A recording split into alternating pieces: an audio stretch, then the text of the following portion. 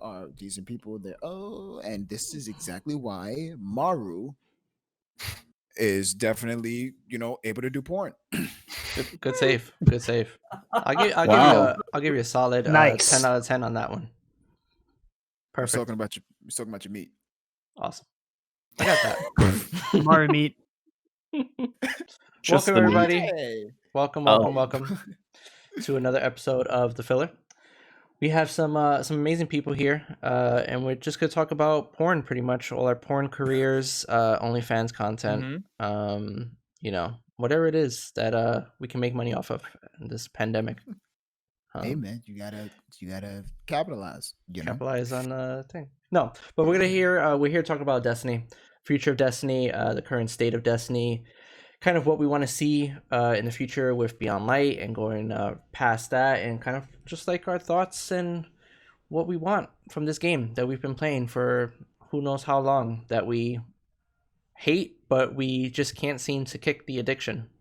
I have a tattoo, so like I have no choice but to play the game. I've been trademarked and branded.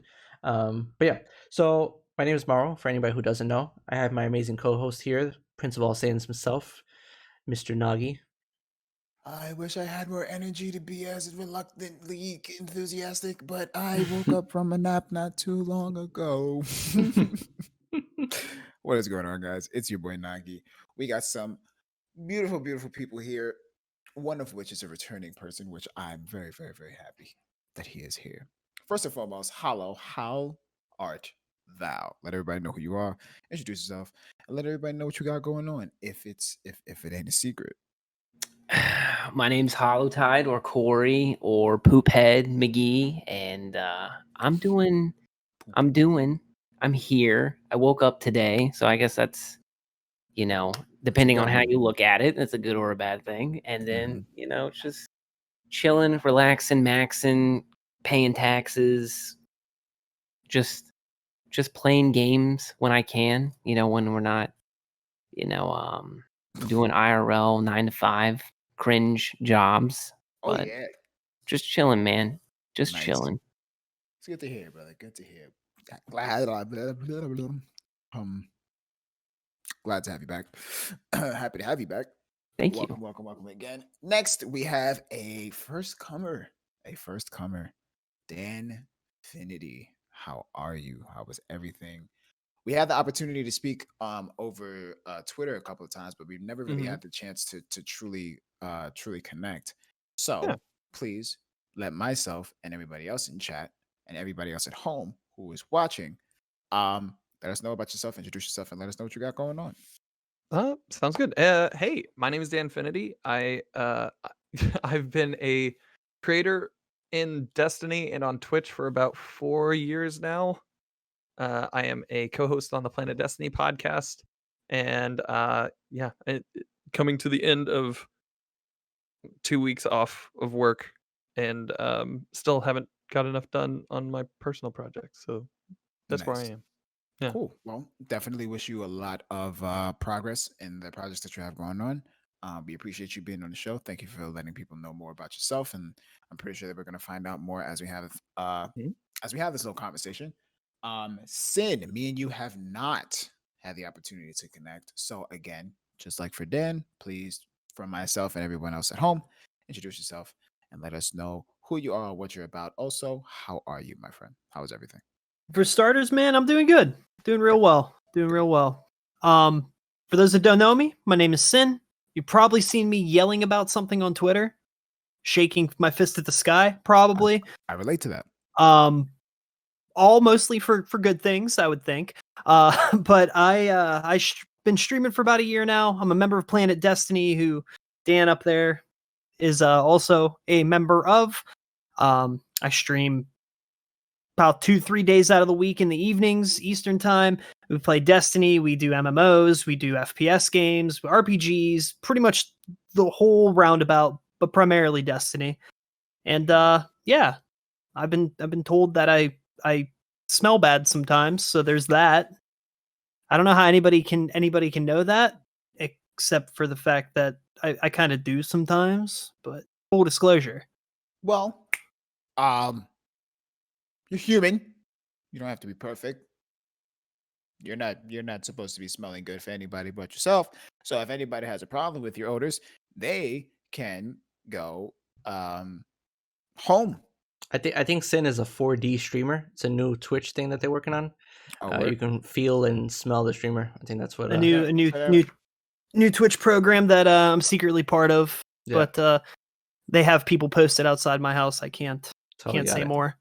Got you. So that means that Mara, if you're next, then there's just sorrow coming from you. Well, that's if Twitch ever wants to do like a rated R, mature rated, this hair, man, it gets you. Gotta be careful. You know what? I'm not even gonna make the joke. You know what? Just let's just move on. Say I'm bald, bitch. That's what she's gonna say. That's what she's gonna say. You son of a bitch. Oh man, I love you, Mike. Last but not least, there's a little story about this individual, but you gotta let me know how to truly pronounce your name, because I was at home and when I saw the lineup, I was like,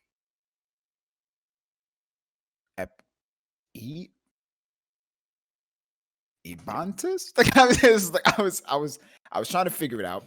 So please correct me if I'm wrong, but let everybody know who you are, and just like I did for Sin, please let us know how you are first and foremost. I think you're might be muted over there. Was I muted? No. Oh. I'm muted. There you go. There we go. Hey, what's up? What up? So yeah, it's EBONTIS. You had it right, and also doing well. Apparently got a dab for chat, so got to get it in. I think it's just for Maru. That's the first time that it was ever shared. Oh no! Appreciate this. Hey, you're welcome. You gotta jump in. Can't solo those. I respect that. But yeah, tried to get on this one with you guys a little while back, but didn't quite work out on timing. So glad to make this one work. Joys of work sometimes, but yeah, it's like I've been covering Destiny on my YouTube channel for probably about as long as DANFINITY sound. I was like, he said 4 years, and I'm like, I think I'm getting close to that as well, and probably not too far. So about 3 years on my YouTube channel, cracked 50K on that thing recently, which was pretty fantastic. Congratulations. Been streaming probably more solidly for about the past 2 years as well, and then 2 or 3. I'm losing track at this point. Been doing it too long. And then I'm also the co-host of the Last Word podcast with Lord Cognito. So honestly, been having fun with that one. We got episode 122 coming up tomorrow. So a couple of years passed on that one as well. So honestly, just have fun covering this game. We love it. We hate it. So we're going to talk about it. Nice, dude. Nice. It's good to know. All right. With that being said, I'm just going to share that little story of us a little later. But for right now, we're just going to pass it on over back to Maru, because I'm mad at him. So I'm going to let him do a lot of the work today. I'm just joking. I mean, take it away, Papa. Ain't going to be different than most times. So anyways, let's go into topic for today. Who hurt you? Who hurt you, bro? But yeah, I just want to thank everybody for coming on. Appreciate you guys. Yeah, we're here. We're going to talk about Destiny. I just want to get, just to start the conversation, just what are your thoughts of the current state? Not even thinking about Beyond Light, but just the current state of Destiny right now. What's everybody feeling? I know before we were talking kind of off chat that nobody's really playing it right now, but I just want to hear, like, how do you guys feel about the game? If we're being, I mean, for me personally, honest, 100% honest. Yeah, 100%. No filter on here. I wouldn't say I'm bored. I'm tired. I'm tired of the game state just being the same, and I'm hoping going forward that Bungie does something that really just shakes up how we level, how we progress, how the core gameplay loop goes. I mean, we've had pretty much the same formula since like Forsaken at the very minimum, and it's starting to show its age, in my opinion. So I'm more tired than anything else of just the same, like each season just going through the same kind of thing. That's really where I'm at with it in its current state in that regard. This season it's a little long in the tooth. just because we would have had it this past Little week. We would have had Beyond Yeah. Light this past week, but I don't know. Yeah, I'm trying to find my own fun. Like I'm 16 out of 17 on the blacksmith title, so going for that. I'm trying to help out. My goal by the end of the season is to help 100 people with anarchy runs. And we're at like 28 out of 100 on those. And then past that, I still haven't soloed the prophecy dungeon. And then from there, I don't know where I'm going to go. It's mainly just going to be other games, I think. Okay. Hollow, EBONTIS? You You or wanna me, go man? first? Sure. I mean, I'm the same with you guys because I talk about this game every week, and there's points where we know this season has been this kind of very obvious tell of this big gap before we get to Beyond Light. Kind of lets you either work on stuff that you wanted to, but then part of me also is like, do I really want to like grind out Nightfalls for like stacking currency on my character, or do I really care? Or would I much rather play a game that I missed, in which I have this big giant gap of Destiny stuff, and check out something else just to step away from Destiny and have a little more fresh eyes when I come back? And I think that's one thing. I've said this on our podcast, and it's like, it's been 6 years of Destiny. The random rolls and the armor and the slight changes in stats, and the game in it of itself is, as you said, getting a little long in the tooth. And I think Sin said it pretty well. It's like, I want a big shakeup. I want to see something that changes the way, as they said, they want to change how we level. We still haven't heard what that's going to be like, and we're 6 weeks out. I want to see if they actually embrace the MMORPG side. Are stats going to get to a point where they matter? Even something as much as just the annual armor set, and after stepping away and playing a game like Ghost of Tsushima, which was fantastic, by the way. If you haven't played it, please do. The way you even just leveled up the armor and the way it progressed and how it built out and like looked cooler as you leveled up the armor, we can't even get that for our armor, and you're going to have this set for an entire year. So there's a lot of things that we would like to see. Yeah, it's like the shooting in the game's amazing. The raid mechanics are always fun. The strikes are really cool. You play something like Avengers and you appreciate Destiny. But I'm in the mood for a big shakeup, and I'm hoping we get something pretty big. But I guess I just feel like I need to temper my expectations once again. So I feel like it's 6 years of a lot. Sorry, I'm going to talk a lot, but I do this every week. So Are you good? Nah, Hello? keep it how you are, how you naturally are. I think for me, you kind of hit the nail on the head, is that it's not just a long season. It's been a long 6, 7, 8 years knowing about the game at this point, and knowing literally every in and out, and going through every iteration of like motes of light to level up your gun, and reforging things, and a constant, all those small changes have never really shaken up the game. And even with sunsetting, and people yell at me all the time about this, but like, to me, sunsetting isn't a huge, I feel like it's a band-aid almost, and it's not even that, because for somebody who plays PvP a lot, and quick play and stuff, there's no light level enabled activities except for trials, which I would assume most people don't play multiple hours worth every weekend. You probably go in and try to get 3 wins or 5 wins and get your loot and your bounties done, and then you're done with that. And then Iron Banner is once a month, and that has its own issues with artifact glitches and all kinds of issues. But like Mountaintop, I know they said that we're going to adjust it, and it's going to be different in the sandbox and stuff, but it's still going to be usable. Your beloved is still going to be usable. All these weapons that go back to, Leviathan. I still use whatever the pulse rifle is, I already forgot. But I use that all the time, and it's got like set rolls with kill clip and outlaw, and it's fantastic. I don't see people not using weapons because they can't use them in either PvE high level content or anything like that. I just feel like a lot of people are worn thin from playing Destiny exclusively, and then they get upset when there's nothing to do or there aren't huge change-ups. But I feel like for me, somebody that has thousands of hours into the franchise and knows everything, it's kind of different. Like, I feel like you have to be empathetic to the regular person, Joe Schmo, who goes into Crucible or in the strikes and stuff. And I know people are like, Destiny's casual and all that other stuff, but it's I feel like, yeah, that's the game. Like, you have such a finite line that you have to tread if you're Bungie on either alienating a huge amount of your audience or catering to a small amount.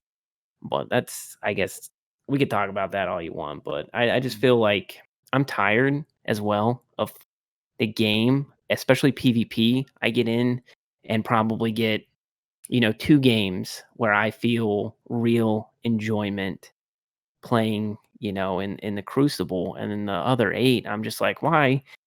Who was like, man, let's throw Mountaintop in the game, or Jotun, or whatever it's called, and I don't know. And then I go play Halo, and then I get smacked by people who have been playing that game for 20 years and have never gotten off. So I guess it's like, pick your poison. What are you gonna do? But I think that everybody here has made pretty good points on how the community feels as a whole. It's been a long time. And I know Dan talks about how he's doing like Blacksmith and stuff. And I think that this season was that. And if they had marketed it as such, as like you're not going to miss out on anything, but all the things that you missed out on before, you can go chase. Or I think that with the raid loot thing where you could do multiple runs to get like Anarchy and stuff, super smart. Wish they would do more of that stuff. The Nightfalls, I'm glad that they're doing that again. It should just be like shower you in loot season. I think go ahead. I mean, you said I was gonna do all the work. I mean, you want to talk? Go ahead. Wow. I'll let you have all the glory, you son of a bitch. You kidding me? I sense some tension between the hosts. Discuss. There's always tension. It's fulfilled sexual tension from Nogi, but we'll let him talk. Keep playing around. Anyway, I think everything that you guys are saying is like spot on in terms of accuracy. I was having this conversation with a friend of mine's, Greater Haste, on twitch.tv/Greater Haste.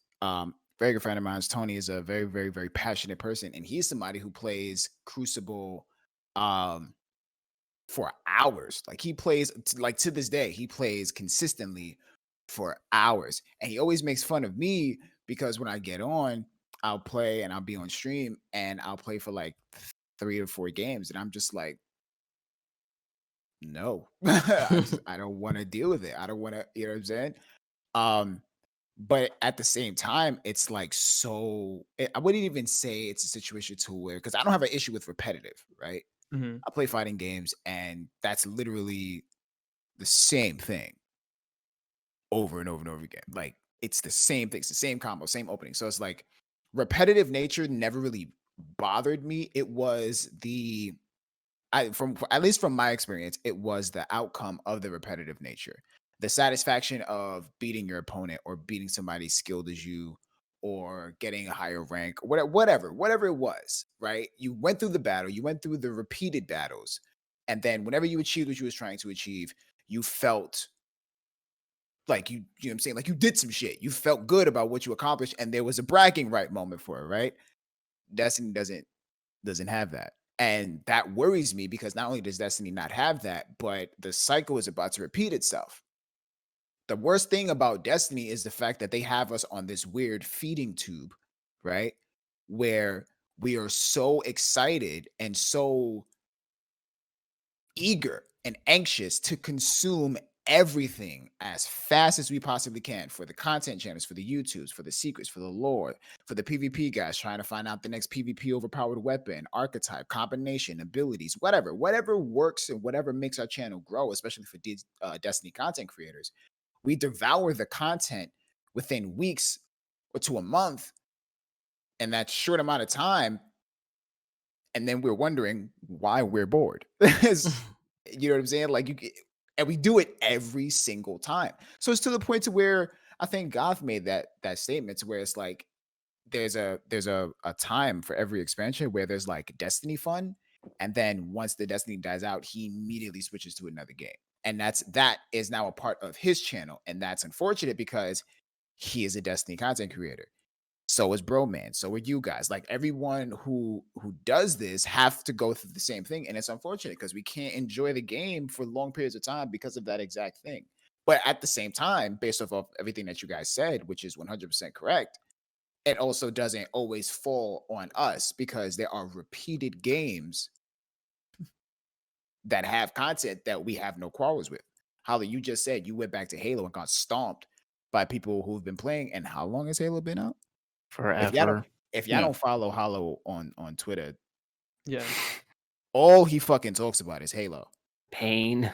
It'd be a regular ass Tuesday.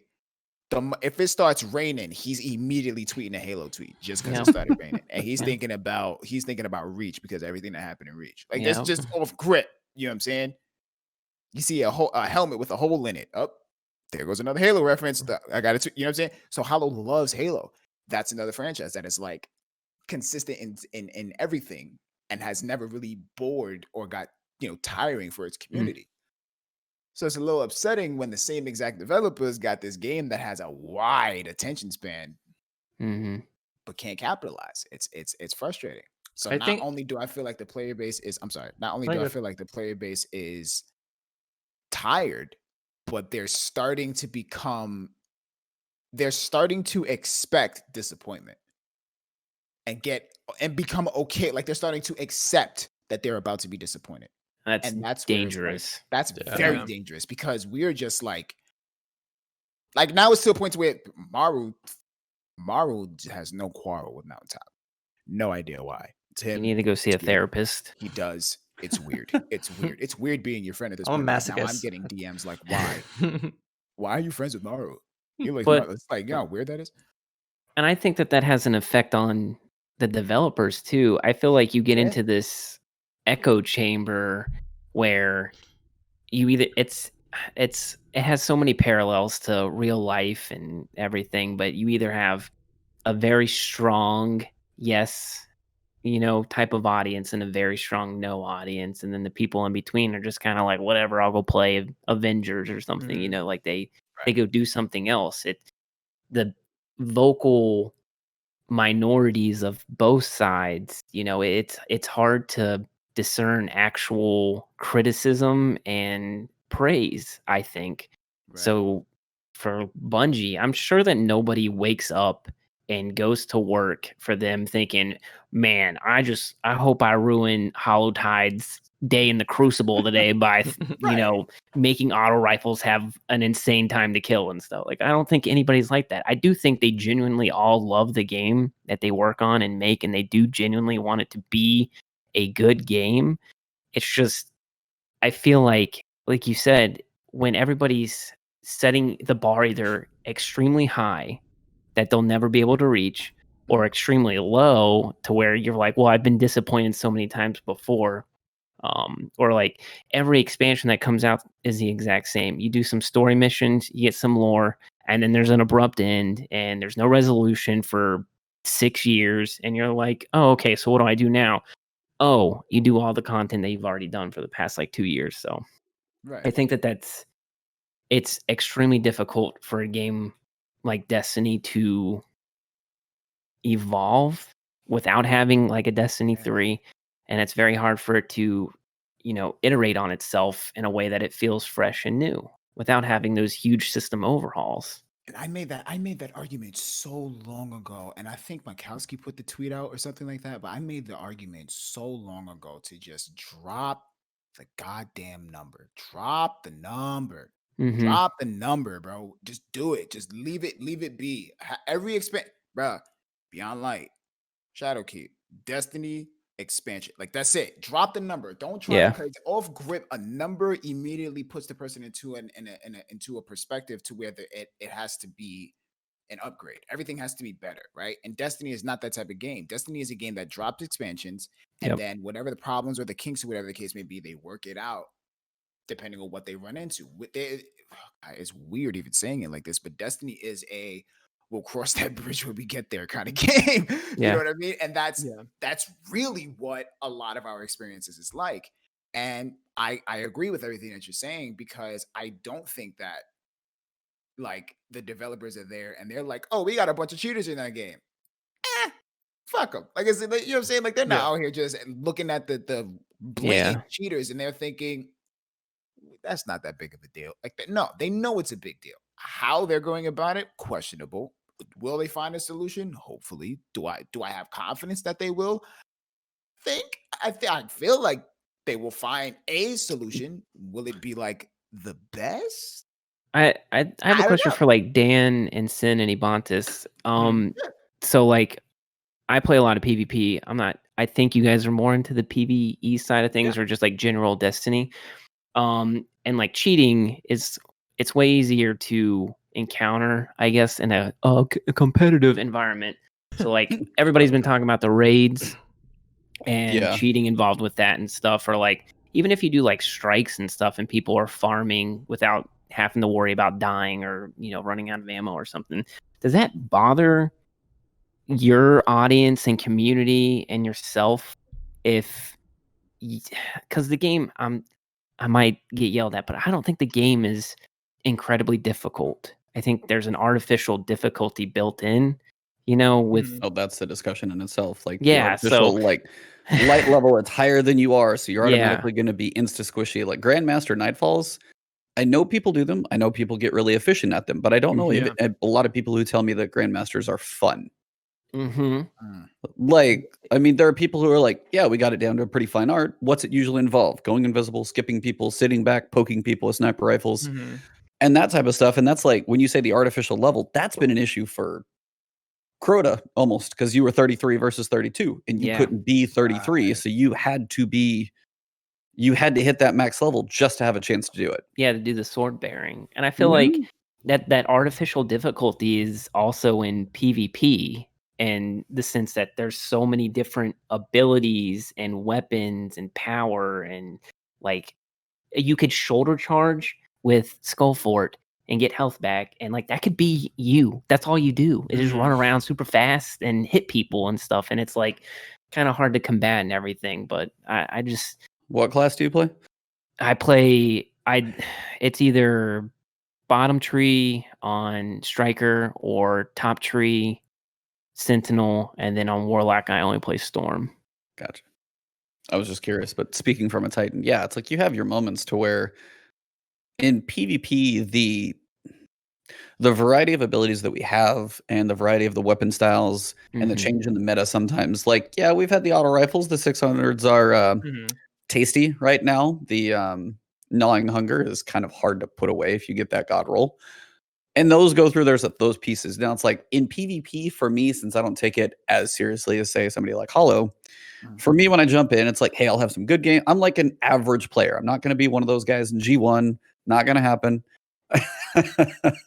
I've seen the skills of watching like Potato. It's Potato and like some of Yeah. those guys, like what they do. I'm just like, it looks like you're cheating and I know you're not. And I'm like, there is skill out there that is really, really impressive. For me, the issue, bringing this all back full circle, is not that there are skilled people. Totally fine. Like the people like Redeem who run together who are crazy synergized. And you've got like watching the elite teams in PvP and watching some of the shots that some of those guys can make. I'm just like jaw to the floor. But when it comes to the integrity of the game, and if it's like I'm just in a random match and somebody makes a snipe and I'm like, was that real? That's the biggest issue with cheating in both PvP and PvE. And I think the raids are going to bring it to a giant head, is the fact that when the integrity of the game is at question, that's a big problem. When I'm like, was he good? Which I know there are good people, or was that, and if it's the same guy every single time in a match, I'm like, are you that good? Or are you just like cheating quick play because you're bored? Right. Paranoia. Yeah. Right. And that's, You I want to guys go think into a that game are and you- feel comfortable about it and be like, hey, he beat me because he's better. Cool. Totally understand. I'm never going to claim to be the best. But if it's like, if I question that stuff because I know cheating is rampant and I play on PC, not console, just makes you wonder. And then when it comes to raids, that's the big one, is like, whether people are DDoS in teams is one thing, but if people just like cheat through raids and they don't stream it, for example, then it's going to be like, is Bungie able to watch the data and see everything and be like, hey, they rezzed like a lot quicker than they should have or something? Hopefully they can see that, but it's going to make people wonder, hey, this new random no-name team won. Did they do something? And that sucks, unfortunately, for just the general part of the game. Before Sin and Dan put in their 2 cents, because I really like what Ebontis literally just said is it's so crazy, because I think this is the first time that we've all been in like a call together, correct? Correct. Yeah. It's crazy that you say that, because Hollow and Cruiser both made that argument like months ago about, and I think it was pertaining to the speculation or the opportunity, well, the chance that Panda was being outed out as a cheater because of that whole slew of evidence that was put up against him.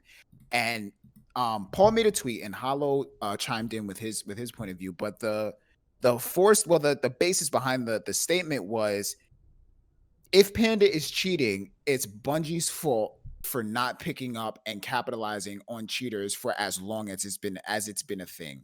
And if Panda is not cheating, then it's Bungie's fault for not capitalizing on fixing the cheater problem, because they created a paranoia about this, specifically throughout the entire community, that spread it like wildfire. Because now that's literally the conversation in every single match.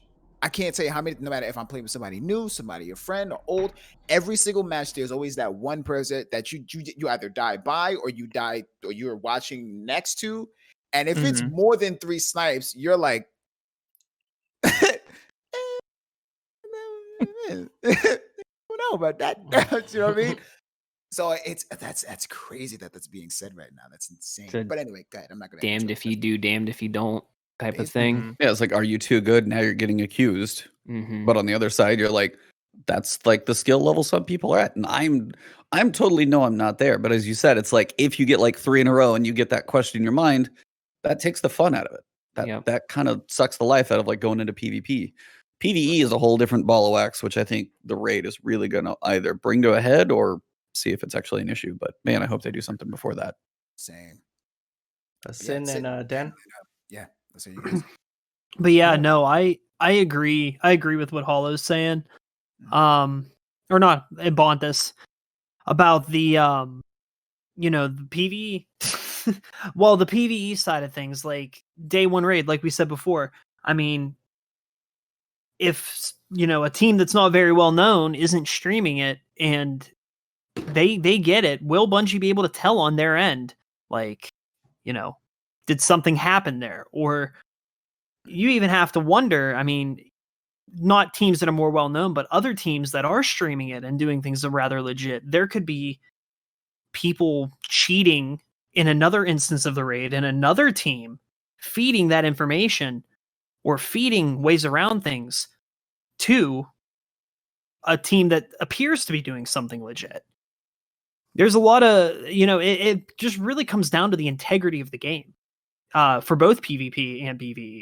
I mean, there's a lot of concern for that. And because I know they're changing things from the mission, I think it's like the mission instance servers to the store, I forget what the other one was. I forget what they're changing it to, but what they're changing it to, I guess it's, Parasito. I watched the video Glad put out a couple days ago about Parasito talking about it. And I'm not sure entirely if what's in that, what Parasito's mentioning is credible, because it's not coming directly from Bungie, but he sounds like he knows enough about what he's talking about to really like dig deep in it. And it sounds like it's going to help them kind of keep an eye on things server side a little bit better. Yeah. The physics host. That's what it is. Yeah. The physics host. Yeah. It's going to be able to, the server itself will be able to track where things are in the game world, it looks like. But whether or not that's something that Bungie's going to use to help deter, because I don't really think that's that in my like technical opinion, I don't really think that's not an anti-cheat, obviously. Right. But it's something that, could be another tool in their arsenal to help things along in the process of getting there. But like I said, we're 6 weeks out and there's still a lot of detail I feel like the community is looking for that would be really, really nice to know. So I'm keeping eyes on the TWABs coming out, see if they have any more info on anything in regards to that. But that is a big concern, especially for our clan. That's been a discussion that we've talked about a lot. Clan Nocturnal, we have world's first teams we're putting together, and man, that's like daily discussion right now. Yeah. So like that for dedicated PvE players, I mean, cheaters when it comes down to at least raids and like the world's first race, I feel like those that are going at it with a serious intent on world's first or the first 24 are taking this just as seriously as those that are playing trials every weekend. And that's just the general vibe I've gotten. Like if you knew somebody was cheating on your raid team or when you're playing PvE, would that bother you? Like, would you? Yes. Yeah. Even if it wasn't for world's first, like say it's 2 weeks after and this guy's just, invincible. Does that still bother you? Yeah. Yeah. Yeah. See, like That would bother me. It does. Well, they I also would made it love very to know. clear of if cheaters are on your team, you run the risk. I'm like, if you're cheating, get the hell off my team because you're not banned in my account. No. Yeah. That's like one of the biggest pieces first. But two, it's like, as you said, you're like, I'm not trying to be like brazen and say, hey, the game's not that hard. It's like I've sold at all the dungeons. I'm not like low manning raids, but that would actually be kind of an interesting challenge. But if you like get a decent organized team together, we can generally get most of the content done. It's not like World of Warcraft where you're just like, I can't even scratch the surface of this one because it's just ain't happening. Like there's certain difficulty pieces we haven't got to, but yeah, it's like that stuff isn't required. So if I ever saw it or notice somebody just like res themselves like 3 times, I'm like, dude, what are you doing? If you do it again, get out. Well, that's no question. I barely ever, like, I don't think I've seen a cheater in PvE. Like, how often do you guys run into it on that side of the game? I haven't. Okay. I've only seen one. Yeah. I mean, think the main- I saw one just in the general strike playlist, and I had to just kind of raise an eyebrow, like, why?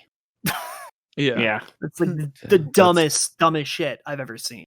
That's not worth the risk. Usually, like, I mean, why are people going to cheat? They need incentive to do it, whether it be trials because it's hard because more people are cheating, or if there's incentive on the line. What's going to be that other one? It's not my middle finger, by the way.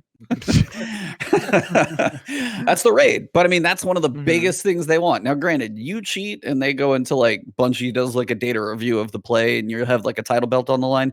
They're going to know. But then it's like, if somebody wins it and then people give up partway through or they're going for 18 hours and they're like, oh, I didn't get first, I'll catch up tomorrow at Crash. Like, that's the issue up front. It's like if stuff is on the line, that's when people normally have the incentive besides the dumb guy in the strike playlist. But yeah, that's where the issue comes up.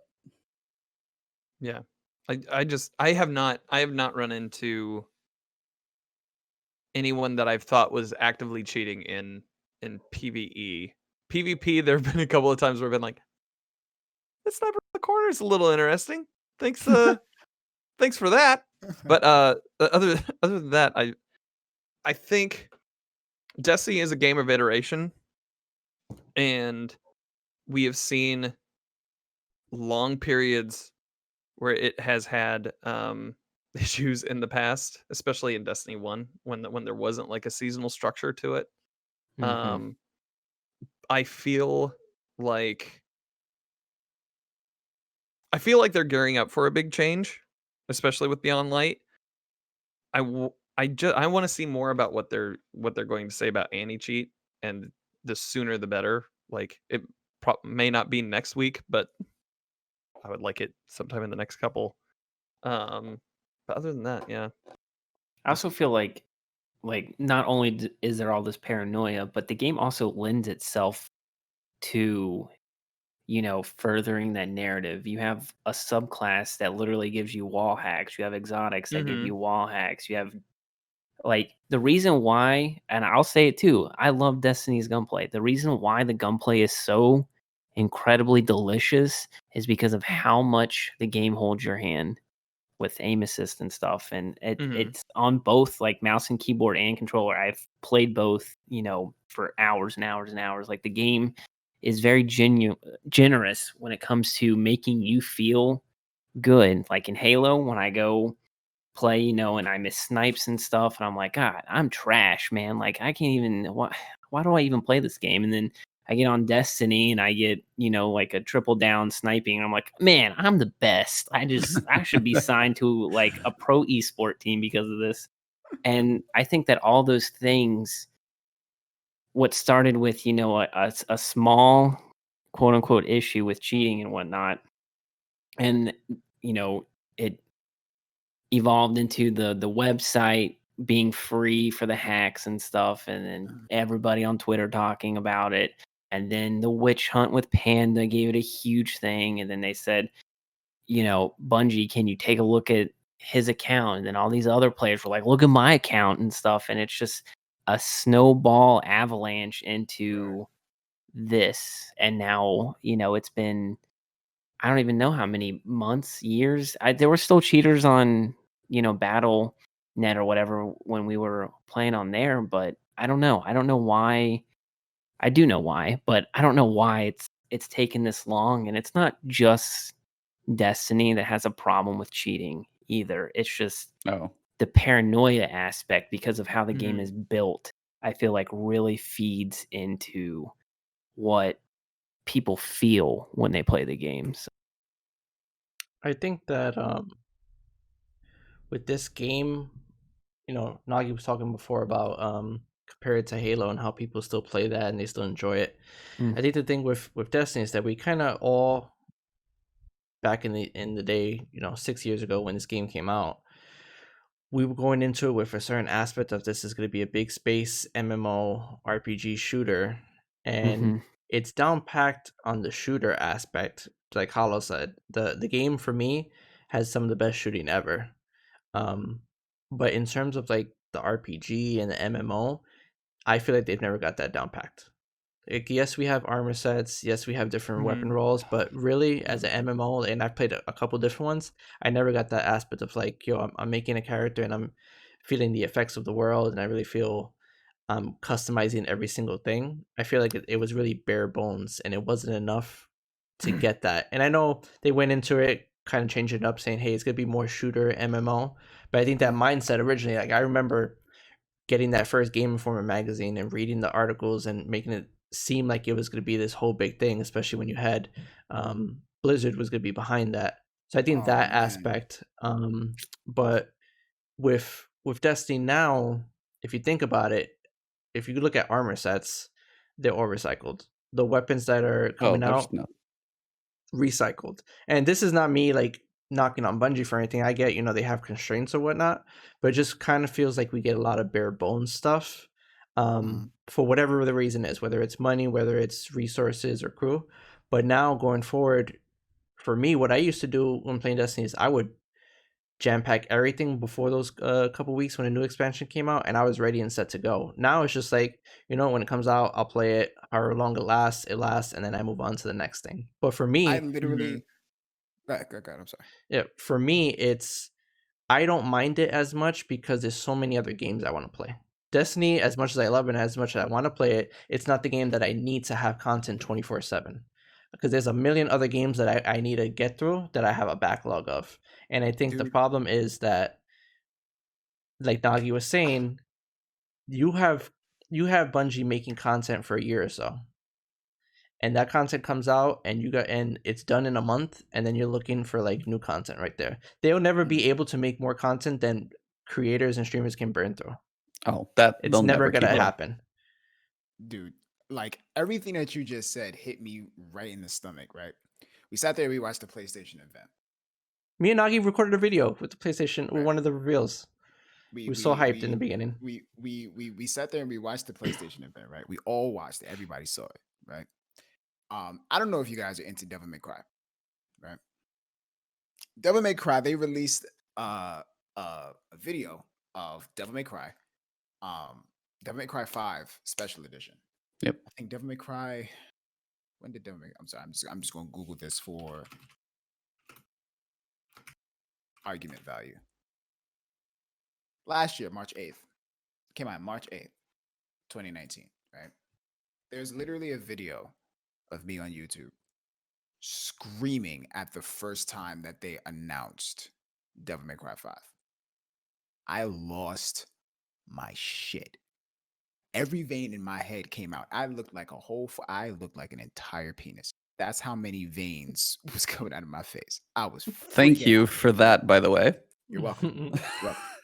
Well, that's it for the Well done. podcast, ladies and gentlemen. we're out. All right. That's gonna be all right. Y'all are grown Pack it up. men. Pack it up. I was Don't worry, guys. I'll stay. You guys can There we find me go. on YouTube. I'm just a big Mike, why you throbbing, ain't telling that there was veiny. no restrictions? There was no host. Well, I asked you if you explained it to them, and you just Oh cotton no, candied I it. just got it. That's just Y'all Go can- ahead. y'all Yeah, I've been no, watching we'll survive. documental. I've been watching documental on Amazon, so like that image is nothing. Appreciate you. Anyway, You're so welcome. I was screaming at the top of my lungs, right? We also had the PlayStation reveal. We also had a PlayStation event. They announced Devil May Cry 5 Special Edition, right? Devil May Cry 5 has known throughout its entire the Devil May Cry community and the developers at Capcom know their community so well, right? That they openly stated through and through that their biggest seller is making Virgil, which is someone in the story, a playable character. There has only been 3 times that Virgil has been playable, right? Devil May Cry 3 Special Edition, Devil May Cry 4 Special Edition, and the Devil May Cry 5 Special Edition. DMC Devil May Cry, I don't count that because that's a DLC. You could have purchased that. Whereas the Special Edition, you had to basically rebuy the game. They announced the Devil May Cry 5 Special Edition at the PlayStation event because they know that it's going to sell consoles. The reason why I'm bringing that up is because it is a instant seller because they know their community, right? Mara literally just said that I don't want to play Destiny the way that I used to play Destiny because there's so many other games that I would be willing to play, right? And in terms of that's that argument right there. In terms of the consistent rehashing of weapons, in terms of the rehashing of armor, and the only thing that you're really getting that's changing to an extent are the perks on said item pieces.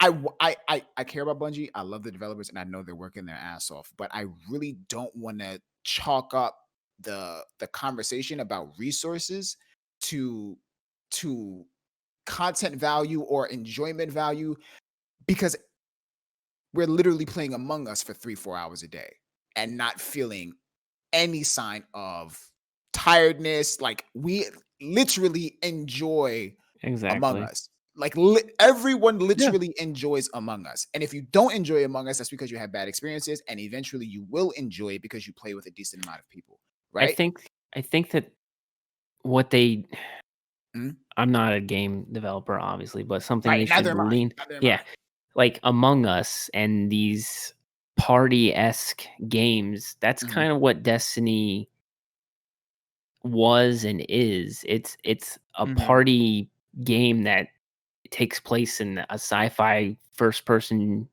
ability shooter Mhm. thing. You know, it's such a giant hodgepodge of all these different types of genres. And while it is a jack of all trades, it's really not a master of anything. And I know that they've said that they want to do, like, we want to be more MMO, and we want to do this, we want to do that. But you can't really, like, I get that people grind the Nightfalls for the exotics with stat rolls. Like, Mhm. builds and stuff in the game, that it's a thing to a certain extent, but it's not an MMO No. type of No. thing. Like, You there's don't get not the enough feeling of it. consequence. Yeah, so like you can beat most everything in this game probably Yeah. wearing most anything that you Yeah. want to. Yeah. There's no requirement. Like, you could go into a Grandmaster with like good people, probably wearing just an average set of armor if you know how the mechanics of fighting the enemies work. So it's all about the guns. Yeah. Like, for me, I mean, and you said it, you've got kind of 2 options. You can either have Destiny, probably when everybody tends to have the most fun, when it's broken. Laser tag, stuff like that is when Yeah. people tend to remember the moments of like, hey, something crazy is going on in the game because something is broken. Wouldn't it be amazing if Crucible Labs was a thing, Oh, come on. and like laser tag was like scorched? I know nobody like Yeah. goes, "Oh my God, Scorched is out!" You know, like it's fun to play like I mean, 2 you need to matches. talk to No, a but noob as they well. they man. oh, but they played like they put private matches in there. I They're know. like private maps. It's not like Yeah. custom matches. Where the No. heck? Like that's how you give some of your game longevity. Like Halo. just pistols or like snipers only. Like Community- pick whatever you want. Community to, design maps. Yes. Right? Community or design not even maps, but modes even. I'm okay with. You can literally have the exact same modes. The amount of creativity. This game has been out for how long? We have seen creativity with editors, players, designers. Like we have seen. There's literally, if I'm not mistaken, there's literally 3 people in this chat in this room right now that has Forsaken work on their channel. Am I wrong? It's me. It's Dan, and who else? Is it Sin? It's one me. of us. It's you. It's you. And MARU, right? yeah. So it's me, you, and Dan, and we all went to the same guy in terms of design, right? Yeah. The creativity in this community is phenomenal. There is no holds barred on that. The fact that Hollow's talking about Scorched, I fucking hate Scorched. But when Scorched first came out, I played the shit out of Scorched. Yeah, like Exactly. because it was fresh, it was new, it was different. I'm like, what the hell is this? Oh, I'm not landing anything. I don't care. There's no abilities. There's everyone is just running around with a legitimate rocket launcher. That is bomb. I mean, is it sad that like momentum control, even though people get annoyed and it's that, but it's like the weapons feel different. The sandbox feels different in there. Momentum control is like, hey, it's a Momentum way to. control would be fantastic if it didn't have the hunters that can see through walls. Take ability out, leave momentum control. Yep, Yeah, it just would be gunplay only, yeah. fantastic. Perfect That's mode. the only Perfect thing mode. that hurts. It is literally SWAT, except you can use like scout rifles or pulse rifles. Like you can use it at 110s and stuff. Like it's literally the next evolution in terms of gunplay in Destiny from Halo. And I think that, I mean, you could do, I feel like they could do, if you get Scorch cannons, you can do a set loadout where they just give you a sniper rifle We and you know have they snipers can. only. We They- know So they can. here's the question then for you guys. When it comes to PvP, is there an issue with the fact that you have a customizable character that you can change the build, so you can never really fully balance PvP the way it should be? Like if you look at Halo and if you look at Destiny, it's 2 different games because Halo, everything is set to a certain standard with specs or whatever. But Destiny, you can literally go in with a different type of builds than somebody else. And if you use the same gun, but you have a different build, you could probably kill them in 2 shots and they have to kill you in 3 shots. So it's you never guys mind fully if going I to be open up balanced. This combo? Do you guys mind if I open up? I don't mind. Right? No. Yes, if y'all mind, yeah, go ahead. All right. I don't think, just like how I was, I'm not a developer, right? So I don't know. I don't game design. I don't do any of that. However, I don't think Destiny at its core is a game that's not really supposed to be understood. It's a game that's just naturally supposed to be enjoyed, right? I don't think that anyone would have an issue about how Destiny is played currently. I think that we are, and this is only for the PvP community, and it sucks because I'm someone who thinks that the PvP side is just as important as the PvE side, and the PvE side, like the only attention that the PvE side gets is just content. But there are a lot more things that go into the PvE side that are not discussed because everybody is consistently talking about the PvP. That's just my 2 cents on that matter. However, I don't think that people have an issue with how Destiny is being played right now. I think that the lack of opportunity to play refreshing modes when we know that they can implement that is just not only a kick in the nads, but while we're on the floor, it's like kicking us while we're down. You see what I'm saying? It's like we sit there and we watch these customized game modes that are enjoyable, that can be capitalized on, that can be upgraded, that can be worked on, that can make the game in that area enjoyable and create returning players and create, consistent players through and through, but it's just not being done. You know what I'm saying? So no, my answer to your question is no. I don't think so. I don't think so. At least for me. You guys go ahead. Anybody else want to take it? Sin, Dan?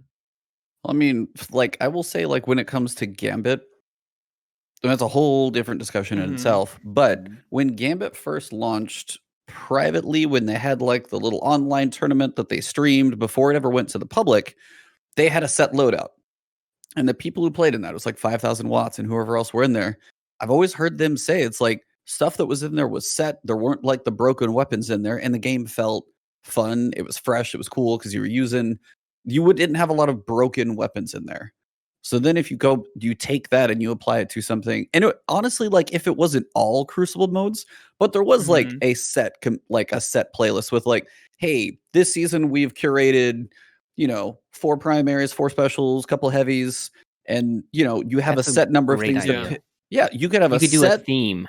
Yeah, you could Like do a Leviathan. set for long this range. one to go. Yep, exactly. And you could have, you just log it. You go into there. It's like, and you just the way you have like the loadout for Gambit, where you're staring at each other.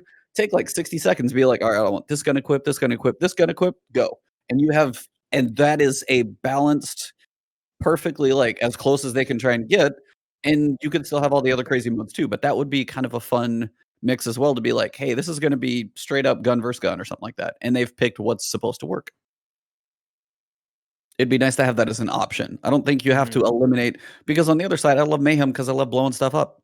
Mayhem is, and the fact that like I wish that was in the game all the time, because if I'm ever just like I'm bored in Destiny, it's like if Mayhem was there, I'd probably go blow some stuff up for a game or two and then maybe go find something else. But full crazy abilities, that is what makes Destiny Destiny. So the fact that that's not completely leaving is nice. But I would like to have though like at least one mode where it's just straight no abilities, just gunplay.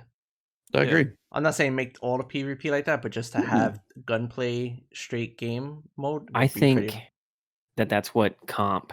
I think one of the issues that we kind of talked about earlier with builds and stuff is that you're not really the min-maxing like for grenades. So say you wanted a grenade build for like Devour Warlock. So you're constantly able to heal yourself with a nade. You're constantly having Devour proc. Make it to where, if you really want to max out your discipline, like there's a huge investment into it. And then you start looking at things with weapons where you're not just using Rampage or Kill Clip, you use Demolitionist to get grenade energy back. Like you have to make it to where it actually matters, for that build and stuff. And if you have a comp playlist where abilities and the cooldowns, I know that it's hard to, they can't separate PvE and PvP. I don't know how you separate PvP and PvP with cooldowns and stuff, but if it was, a more defined parameter, like you have a recovery build because you're worried about, you're not as good at shooting somebody, but you want to be able to go behind a wall, get quicker recovery than them, pop back out before they can get health back, and then you fit these play styles and stuff. But I think that's something that will never happen. I mean, that comes from embracing either the RPG more to where stats actually matter. Because again, right now, yes, I mean, I'm not saying recovery doesn't PvP, because most people who play PvP will want to run high recovery. Resilience doesn't mean a damn thing, which is sad. Mobility doesn't make you run faster. It makes my head explode. I can't tell you how many times that one bugs me. So it's like that's speed. Yeah, you're walking your ADS speed. It's like I get strafing is cool, but like if I spec 100 into mobility, I should run faster than you. Period. Yeah. That's like in my head what mobility should do. And then the other 3 stats are just cooldown timers. And I was like, I would rather see that done other places. But like the whole loadouts thing is like I have another topic in my head, so I'll shut up for a second. But who else? No. See, I'm a player who only plays PvP, usually with Dim's random button, like just hitting that every match, just to find weapons that I enjoy the feel of. Usually it's to the detriment of the team, but occasionally you find like just a stupid combination of weapons. I had a Steel Feather and a Divinity on the other day. Stupid. It is dumb, like running Divinity in PvP. But I don't know. I also do not have the competitive streak in me that I think a lot of players do. When it comes to player versus player. When it comes to PvE, I want to learn strats more, and I want to know what I can burn with. that and how to more accurately do that. I wanna give it over to Sin for a second, but before that, I just want to say, Dan, what you said with strats just reminded me, what we were kind of talking about before with the artificial difficulty. I talked about this before, but my one thing with Destiny when it gets to those harder difficulties is that I feel all it does is that, one, it makes you squishy, and two, it's like you're just hiding behind cover, shooting somebody for one shot, going back behind cover, and I feel that's every single thing that you're doing that gets hard. And I need some like mechanics to do. I don't need every strike to be like a raid encounter, but if all you're doing is making it that I get hit, I can get killed in one shot, and it takes 100 shots to kill a boss, that's not fun difficulty for me. That's just annoying. Yeah. So well, I think it so probably. question. Sorry, I was gonna say like the strike design too, because they used to have more cover per se, which was one thing, but then they turned it into everything seems to be like a circle, especially with strikes, where you don't have a place to hide anymore. So that made it even worse. Like before, it's already like, hey, it's a big squishy sponge, or you're squishy and they're a sponge. Sorry.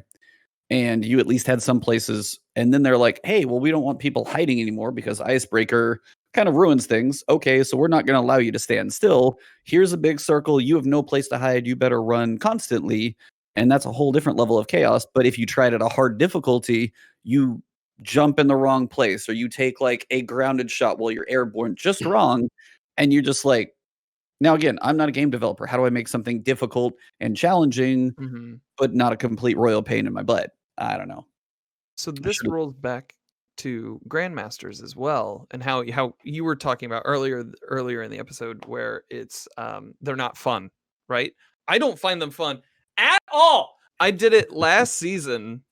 I did it last season with the help of Lulu and Demise and Bo Solaris and my buddy Kevin, and got Conqueror, right? Never need to do it again. Friends wanted to do GM Nightfalls for the double loot, and I was like, I'll just see you in the Masters, it'll be fine. So when it comes down to it, like GMs, so they have the we have the artificial difficulty, we have the more champions, we have more mobs. When it comes to your expectations for Vault of Glass, which will be coming through, what do you expect from the difficulty? Do you believe that there will be an artificial difficulty in there as well? I'm fully expecting that there's just going to be like barrier harpies. Just stop. Stop. I'm about to uninstall right now. My co-host is going to kill you because he loves that raid. But yeah, well, if you want to ruin it, just send it my way. I'll tell you.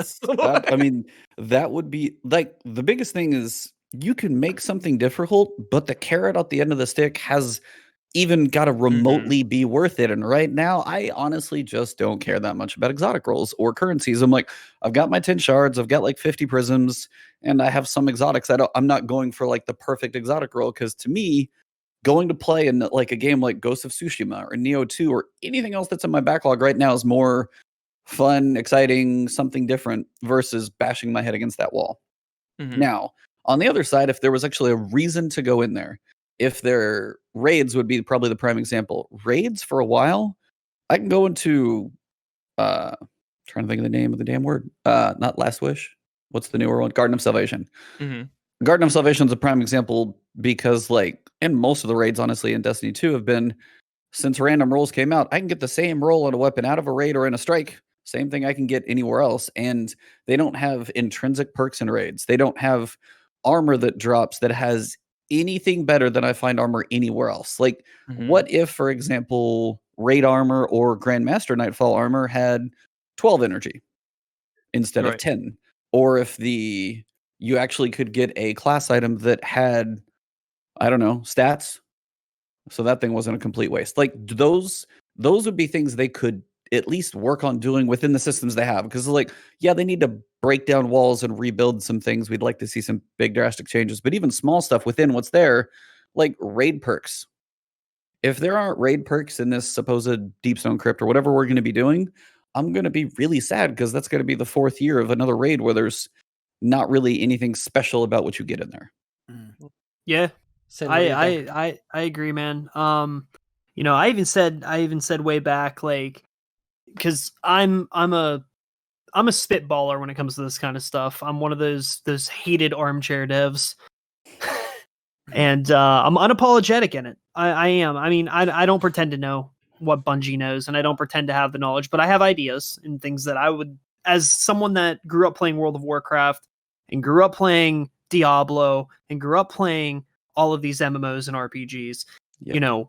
things that worked in those games that like are tried and true formulas that if you apply it to Destiny could really add a flavor to it that has just been missing for so long. Like, building off of what EBONTIS said, like raid loot, for instance, in D1, I think it was, in the D1 raids, we had raid armor that was like, they had intrinsic perks to them. Like we had exotic weapons from well, it was like Necrochasm, for instance. It's a weapon from Crota's End. You get, it does extra damage to Hive, like things like that, just little intrinsic things. And to build on that, imagine if you could like get a piece of exotic armor that has its main perk, but like has like a rollable intrinsic perk from a pool of like intrinsic rollable perks. Like, say you take damage, it shoots out like your armor shoots out a solar blast, like stuff like that. Things that can make the gameplay interesting. Like, for instance, and I think the new stasis system is kind of heading in that direction in a way. With the ways you can modify the supers and the class itself. Being able to like say an enemy damages you and that enemy becomes frozen. Like, there's all of these things that could be built upon if Bungie is very, very much so like hellbent on making this at the very least like an ARPG experience. The loot incentive for me personally, at least when it comes to armor, hasn't been there for a long time. Grandmasters, they're fun and all, they're a nice little challenge, but at the end of the day, I've already got I have my God roll Nezarec Sin. I have my God roll Lunafaction boots. Like, I have those things already. I'm there to kind of help other people, but beyond that, I mean, I have no reason to run these things or really put myself through that because I'm not getting anything out of it that feels substantial enough for the whole, like, time versus reward ratio. So that's where I'm at. That's where I'm at personally when it comes to loot and it comes to all that. And that even applies to PvP too. And I know adept weapons are going to be coming to trials. So it's going to be interesting to see how that changes things and see what they do with that. And I know they're going to be looking into that for Nightfalls at some point. So I'm just interested to see. I want strike specific loot again. Oh, thank you. Yes. I would Skeleton keys, strike specific loot, like all of that. I mean, we haven't got a new strike since random rolls happened. We haven't got, outside of what Mindbender's Ambition was really the only one that had random rolls and strikes, and that one was a pain in the ass to get anyway. Yeah.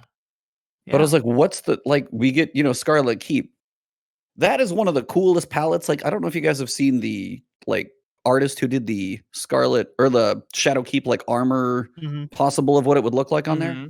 It would look fantastic with like on a couple weapon themes and stuff like that. Same thing. Like, this is when you think about the dungeon. If you go into Pit of Heresy, I want to look like Zolmak. Please, for the love of God, let me get an armor set that looks like him, not a spaceman.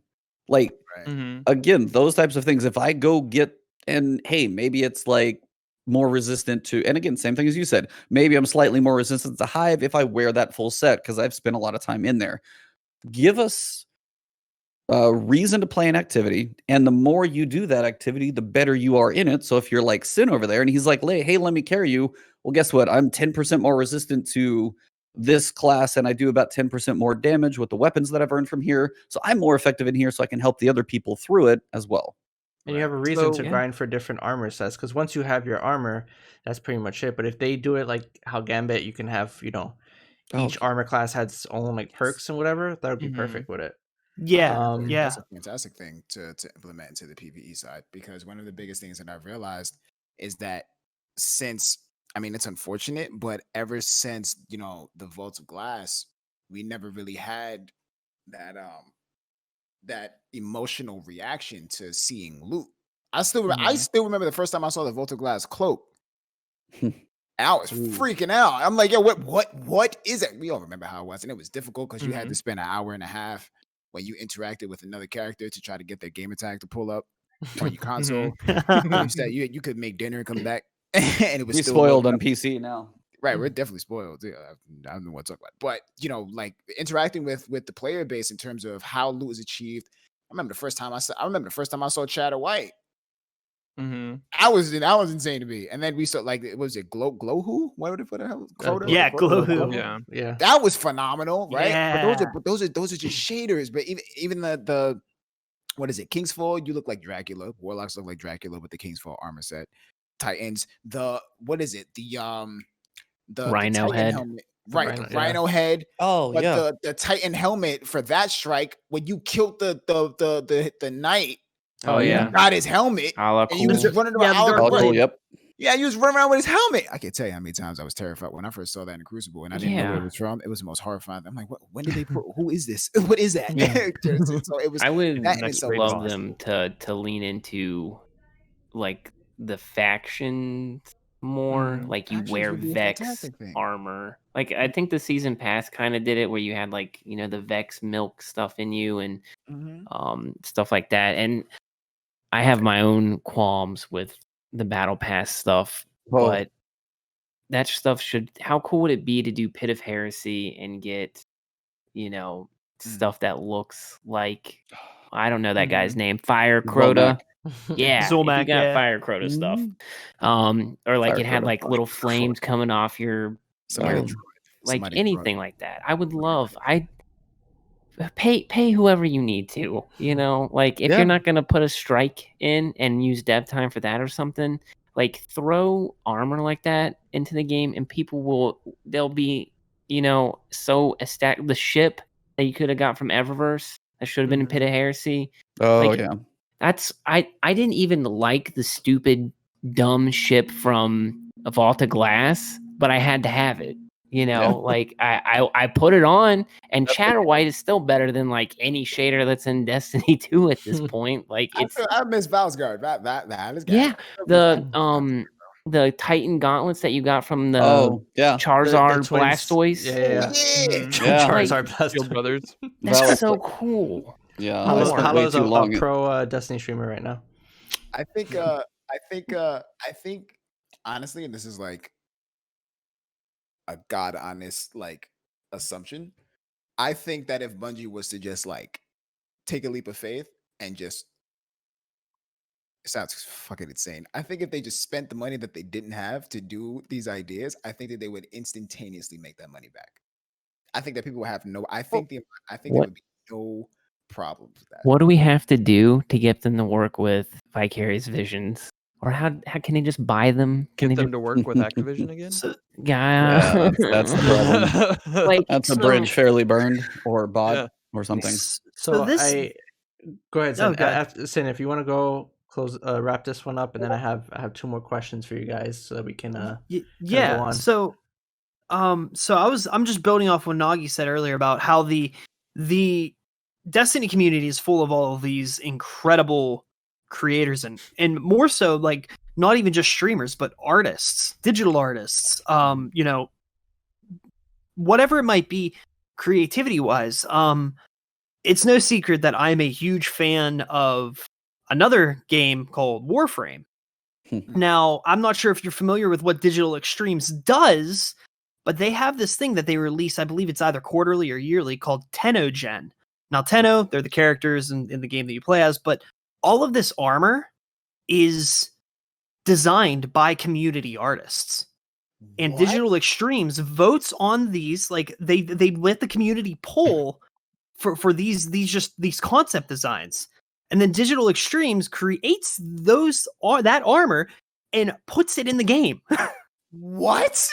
Yes. half of the work is already done for them at that point. I was gonna Like- I was like, gonna and- say, like, you have Bungie concept people who've like just scroll Twitter You have an Yeah, infinite and- supply of armor out there for people. Exactly, and it's not like I'm not knocking Bungie artists. You know, they're there because they amazing. deserve to be. Yeah. They're paid to be there because they deserve to be there. But you know, taking inspiration from and even like community artists, I believe. Don't quote me on this. I'm not entirely sure, but I believe like portions of the proceeds from that armor that's purchased like goes to the artists. Like the artists get paid for their work with this community armor. So it's just something that they do yearly, and it's like this special piece of gear that's like cosmetic, but it's you know it's a symbol of a time. It's really Genius, cool. because that's a gold mine idea. What Bungie? What Yeah. are you doing? What? Like They've dabbled with this with the Bungie store with like some of the Yeah. shirts that they've had. Like Yeah. I have Brian Monkas's like awesome Crota shirt, and I was like, that was a really cool design. And they're like, they put a couple of those out there in the store, and they all sold out. So Yeah, Brian. yeah, that would be fantastic. Yeah, we had him on the podcast too. Like nicest guy in the world too. He really is, man. I gotta reach out to him. So I have Still waiting for his Morales piece. I have 2 quick questions, and then we'll kind of go to the wrap up, and we'll go around in a circle here for this one. So the 2 questions would be, why do you guys still play Destiny, and what are your thoughts on if they were to? I know it was just a rumor; it wasn't actually true, but what are your thoughts if they were to have been bought by Microsoft? Is that what Bungie needs right now? Do they need to be bought out by a company again, or should they stay independent? And whoever wants to take this, and then we can kind of go in order from there. I think in its entirety that I'm not against the idea of Bungie being picked up. I'm not against that concept. I think that that's not a terrible idea. And if it comes down to it and it needs to happen, I'm for it. The point is the betterment of the game. That's the point. The point is the future of the game. I am 28 years old.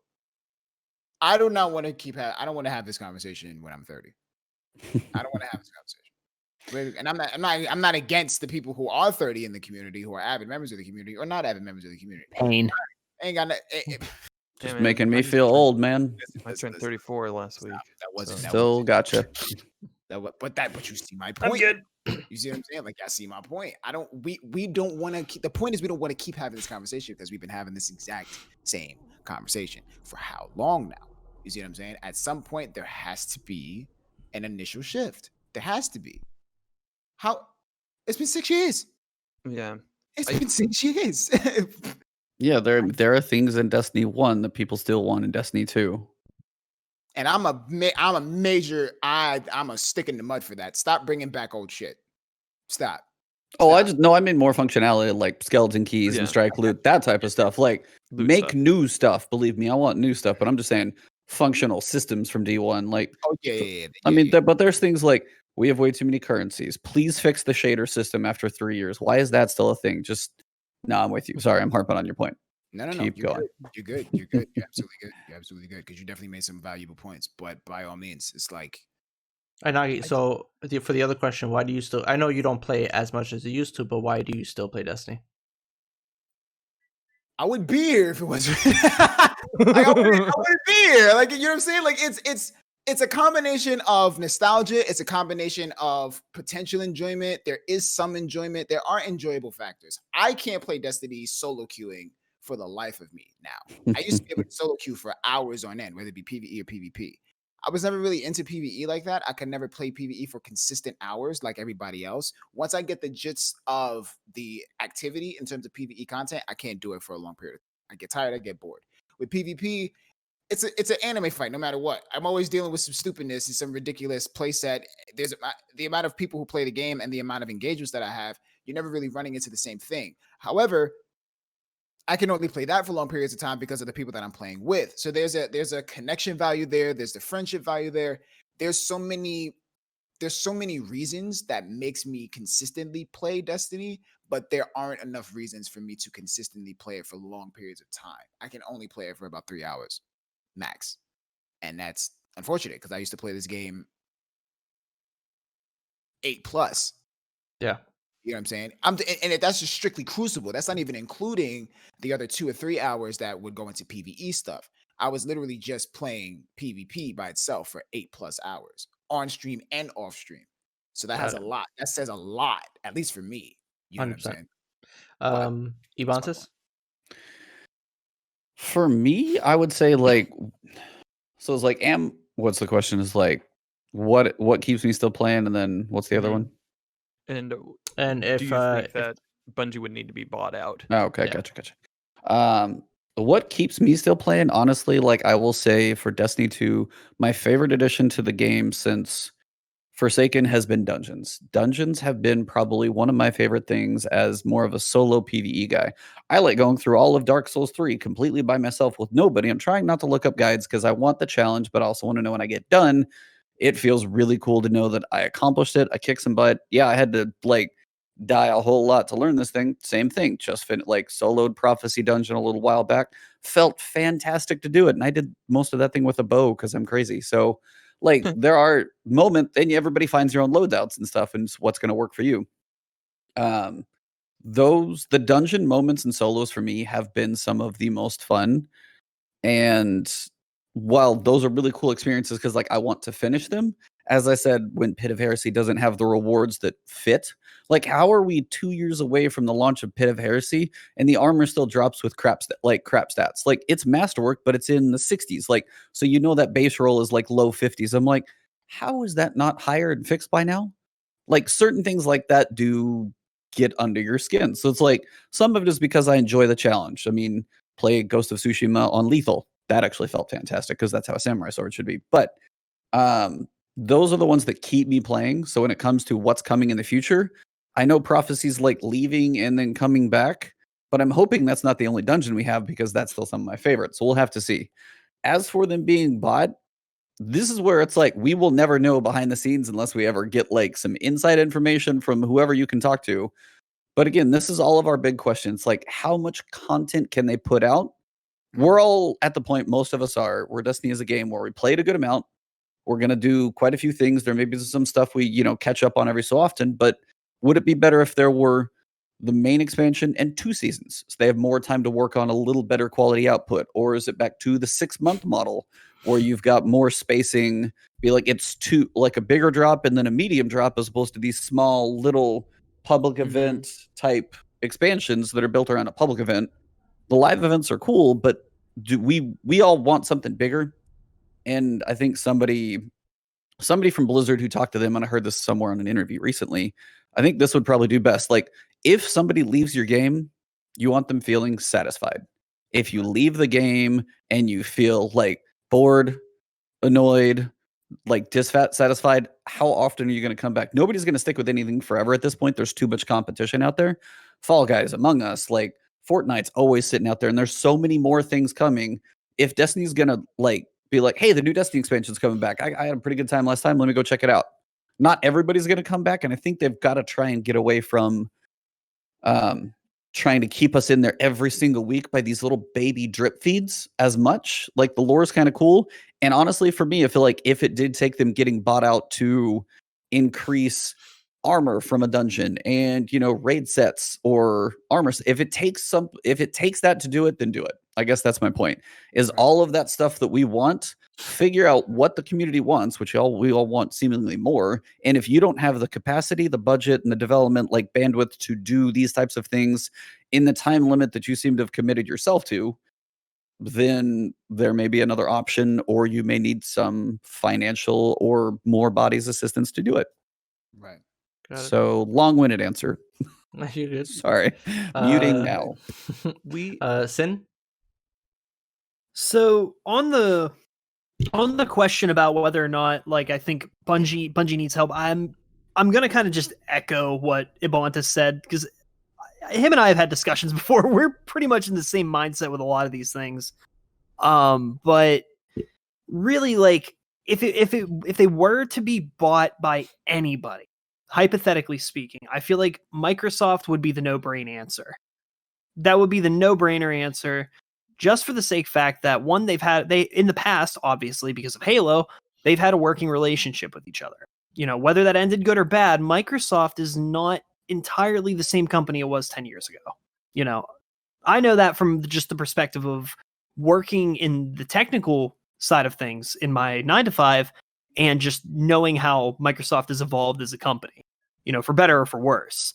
They've sected off Xbox as their own entity, and it's kind of there. I mean, you got Game Pass and you've got, Xbox having its own kind of support under the umbrella of Microsoft. So, at the end of the day, if they did team up with Microsoft, I could see that all it would really be in the background is just more resources to do their own thing.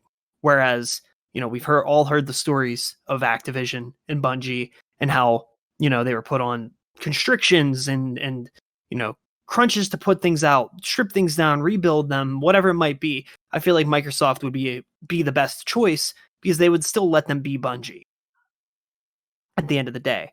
But as it sits now, I feel like Shadowkeep was kind of that buffer that, like, hey, we're working on something large, we're working on something big, but we just need time.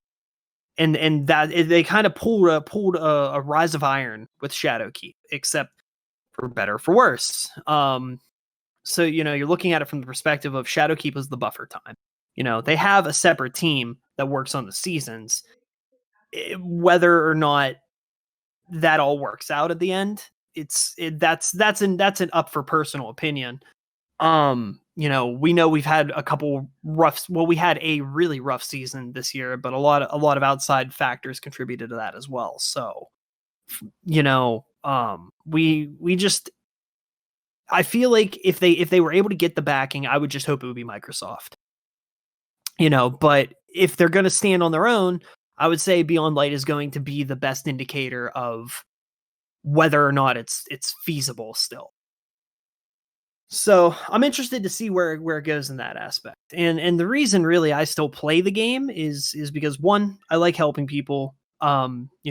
Two, I've come from that MMO min-maxing background where it's like I need to be over prepared for everything, because if I'm not over prepared for everything, then I'm under prepared day one, and that's no good. So I put a lot of thought into optimizing my grinding, optimizing my gear.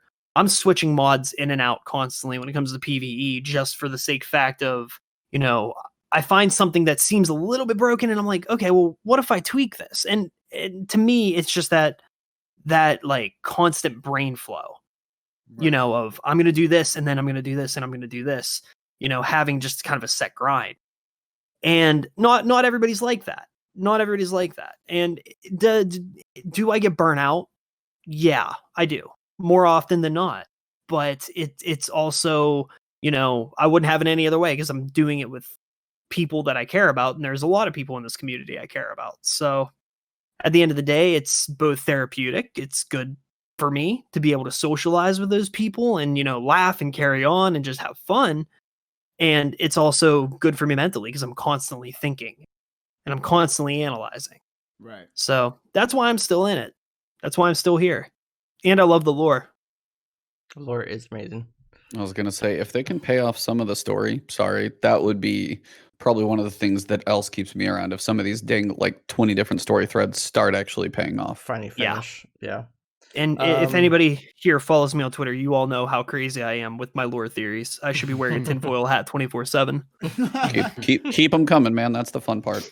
Yeah. I love some of the people in my chat. They know so much more about the lore. That's some of the best times when they're talking about theories and stuff. That's always amazing.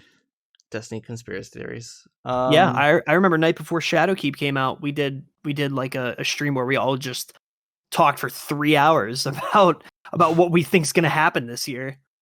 And then nothing happens, and you go another 6 years still waiting. Yeah, pretty much. Don't throw that nut in the universe. It's too soon. Let's go, Dan. Why I'm still playing Destiny? So for the most part, it's the community that I built and has kind of formed around my Twitch channel it's just a really fun community. I still have a lot of fun with Destiny still. And but a majority of that is because of the people that I play with. And whether it's like helping out with raids or different PvE activities, that's my main thing. I like helping people get stuff. And if I can do that on a weekly basis, then that's kind of my in. I still have a couple things that I like need, but other than that, it's the community that drives me to continue playing. As far as like Bungie getting bought out, I don't know. I think we're still too early on their independent track to know. Like how many, we also don't know how many people are also working on Matter, their other IP that they're trying to get off the ground. From all indications, they want to continue being an independent studio. So I don't know. I personally, I'm a patient person and like to see how how the sausage is made, I guess is the phrase. But I We're think back to the start of the podcast now. exactly, yeah. So I told you. So I don't know. I think given enough time, we could see some really cool things out of them, especially with the second IP. I would like to see what a Bungie with 2 games under their belt would be capable of doing. But I don't know. That's where I sit on it. And Hollow. I play the game because I used to have the sunk cost fallacy issue where I've invested so much time in this thing, I have to keep doing it. I've worked, 6 years in creating a brand identity and stuff, and like that all goes back to like my real job with marketing and everything, and like feeling like I've put so many hours into these relationships, and I feel like if I move on or anything like that, that I would be doing a disservice to those people. So I had to get out of that, and find the real reason why I play, which is I basically use the game as a social hub to interact with people and friends at this point.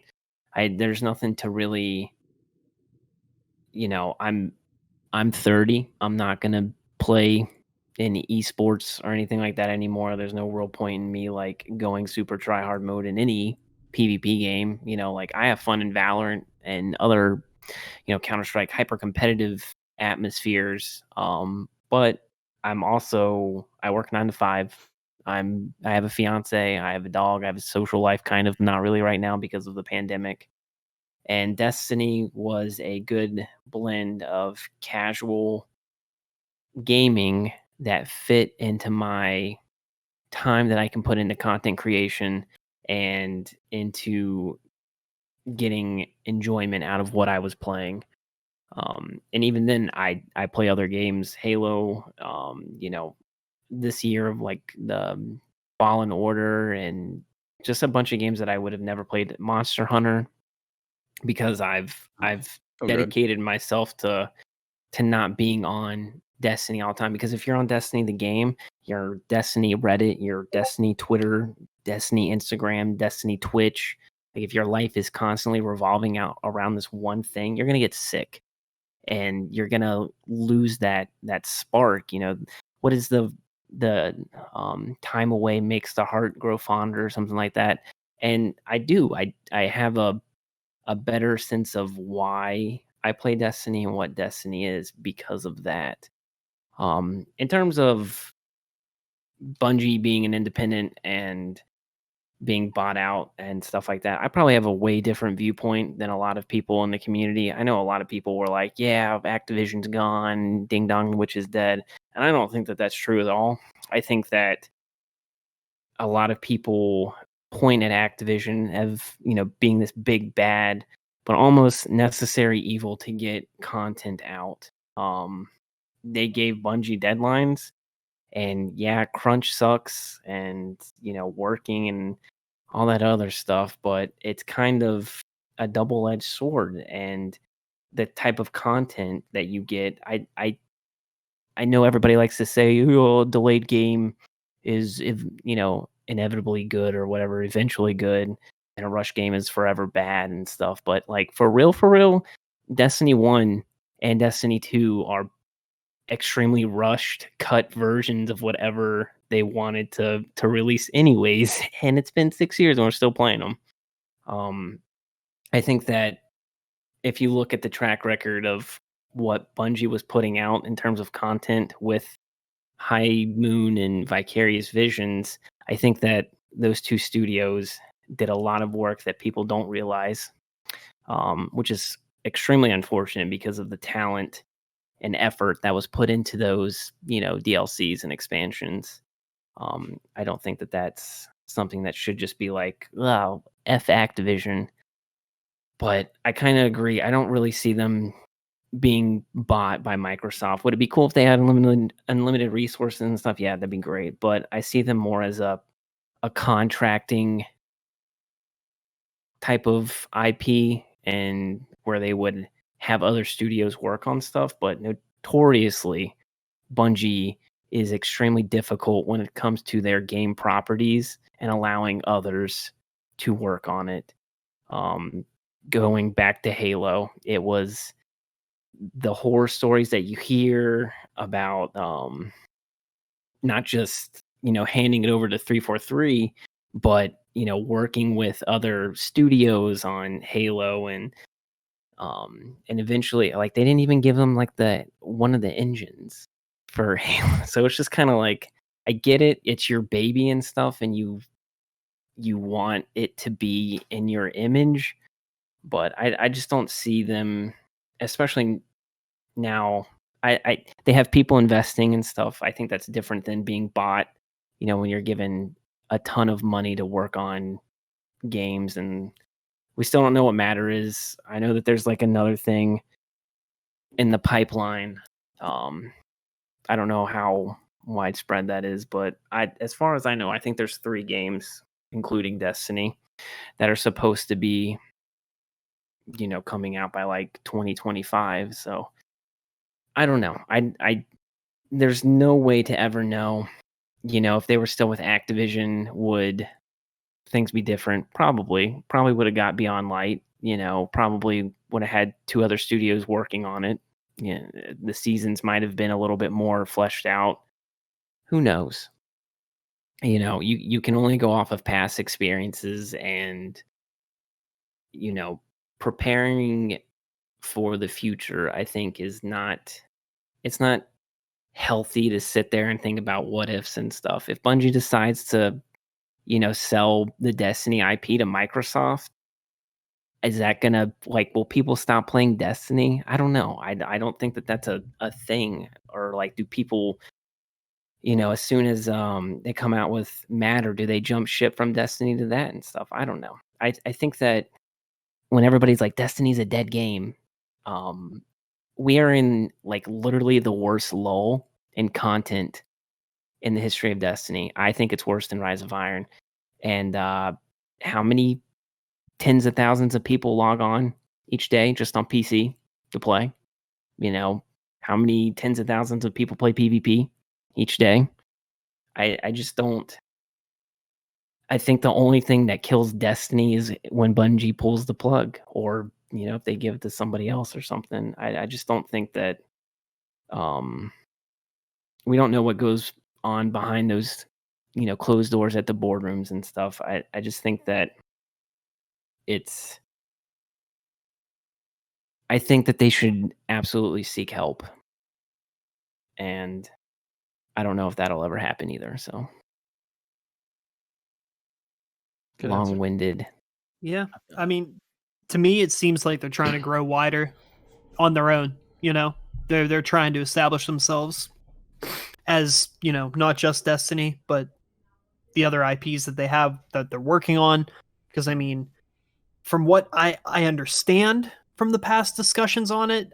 It's not entirely the same team that's working on Destiny working on those IPs. It's No, absolutely not. you know, so you have, you know, 2 games, two sets of development teams, and you know, who knows, it could be 4 or 5 years down the road and Bungie could go from developer to, you know, full on publisher, entertainment publisher, in the same vein as, say, Blizzard, for instance, you know, which is it's crazy because they're doing that in a time where that's the opposite of what Yeah. everybody's trying to do now. Now you want to be you want to be under a giant umbrella, you know, instead of being your own, you know, entity. And I Yeah. know, like, you left Microsoft to be independent, only to sign with Activision to have as a daddy publisher that, you know, had a lot of input into what you were doing.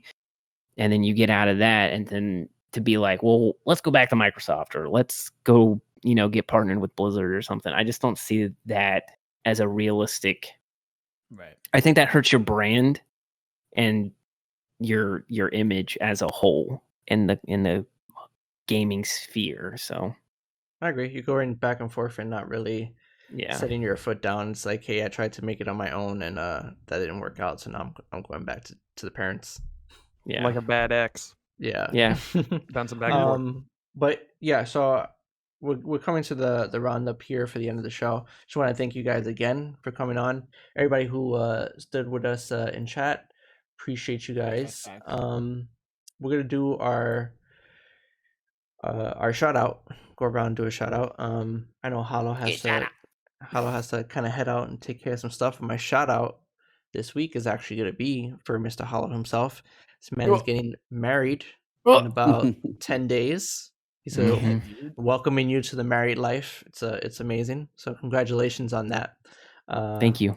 Of course. And again, guys, I appreciate you all for coming onto the show. So yeah, if you want to go around and do your shout out, Hollow, if you want to start us off. Yeah, I would like to shout out you guys. First off, I've known of Dan going back to like the LR stuff and Ebontis and stuff, and I think I just started really interacting with Sin on Twitter, and obviously you and Nogi, we've gone back a fair bit now. So, and then shout out to everybody watching and stuff, and shout out to my friends. I wouldn't be where I am without you guys. I just really shout out to Nintendo for releasing Mario 64 finally after like 15 years of it not being on the Wii. So now me and my fiance can play Mario games. That's pretty cool. It's a good time. Can I get Mario RPG Legend of the 7 Stars, please? Probably. I would love Zelda to come, like anything. Just put them on the damn. Make Zelda's some money. Zelda's anniversary is next year, so you know they're gonna do something over Pain. that. Probably. I can't wait. Anything Mario related, I now have a reason to play my Switch. It's collecting. Really Hollow, thank you for joining on, man. Absolutely. And definitely 100% congratulations and good luck on the wedding. Thank you. All right. Dan? Yeah, I'd like to shout out all the folks who make up Planet Destiny. And that team there. We have some excellent creators underneath that umbrella there. Shout out to my clan Current Meta, and to everybody for watching. Thank you guys so much, and thank you guys for having me on. Appreciate y'all. Of course. Thank you, Dan. Sin? You know, just want to shout out, for starters, you know, people that show up every time I hit live. My fiance for letting me sacrifice time to be with my community, to be with the Destiny community, and to just kind of, you know, encourage me to keep doing this because I like doing it. You know, shout out to Clan Nocturnal, my clan that I'm a part of, and co-founded off the tails of another clan. And you know, just shout out to my Planet Destiny people. Dan, I mean, this guy's been like my older brother of the content creation community. He's given me so many good little tidbits of advice, you know, between, I think it was like April, May that I met him till now, you know, all invaluable. And you know, there's just some really good people here in this community, and it's just really good to now more than ever to just kind of highlight those peeps. So, and you guys for having me on today. 100%. Sin, as always, thank you, man. Thank you for being on the show. Ebontis. First, thank you, Maru and Nagi, both. You guys are awesome to host this one. Get groups of very cool people together. Caught some of your other podcasts, so glad to be a part of this one. Shout out to, as I think a lot of you have said, this community that Destiny has built. While we give the crap game, while we always say it has, quote, potential, as it always seems to, the community that this game has put together in 6 years is probably one of the coolest things about it. The people that I've met, the people I've been able to interact with, the people in chat that have been in here, everybody in this community, I don't think they could try and make a community like this one, but it managed to come together. So that's been really, really cool. Shout out to my wife as well, who's been supporting me through all of my journey and continues to. So definitely could not do this without her. She's fantastic. Shout out to my co-host, Lord Cognito, on my podcast as well. Can't do that one without him, so we'll be live in the morning. Shameless plug. That one's 9 a.m. So if you guys want to watch another Destiny podcast, we'll be doing this all over again. And then just shout out to just honestly, like my first 100 subs. Like that's one of those things that randomly, when I think back, I'm like, I remember breaking that one, and you think of some of the milestones, but it's some of those first comments of when you're small that keep you going. And then it's some of the ones that you could be as big as anybody could get, but there's always somebody who you're going to get, the bigger you get, you're going to get some stupid comments and stupid things like that. But it's the ones that hit you right that are amazing. And then that's the ones that kind of keep you going. Right. Bontis, thank you so much, man. Last but not least, Nagi. Shout out to I want to give a shout out to all of my close relatives. Well, not relatives, but my closest friends. The people whom I've met during my time in Atlanta. My birthday had passed recently, and it was a very terrifying experience for me. Not only in the streaming community, but within my real life. And all of my closest friends, Maru included, so you're definitely a part of this. You guys made it. It was, this year was a very difficult year for me, for many, many, many reasons. But you guys kind of solidified a fear of mine that was able to be defeated. So you guys made me feel incredibly loved, incredibly appreciated. I cried. I have my flowers here that I am taken care of thoroughly, so that's great. So yeah, I just want to give a major shout out to my stream community as well as my closest friends, everyone included. So Love it. yeah, Nagi, as always, appreciate always you, a man. pleasure, brother. I hate you, but I love you just the same. Love you, man. Okay, guys, that is the end of the show. Thank everybody for watching.